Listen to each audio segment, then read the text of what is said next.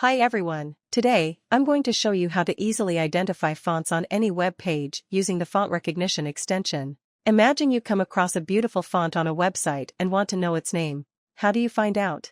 Step 1. Highlight the text.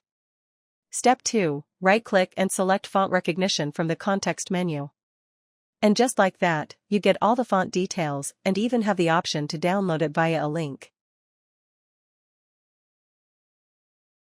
You can do this on any website, like the New York Times, for example,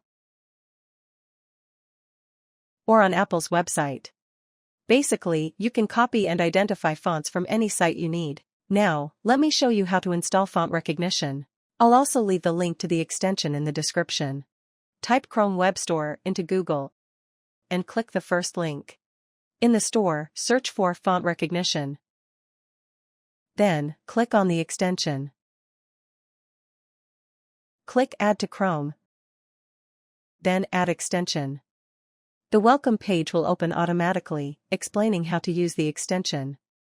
For quick and easy access, click here to pin font recognition.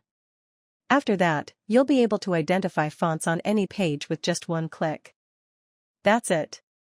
Now you know how easy it is to identify fonts and download them. Thanks for watching.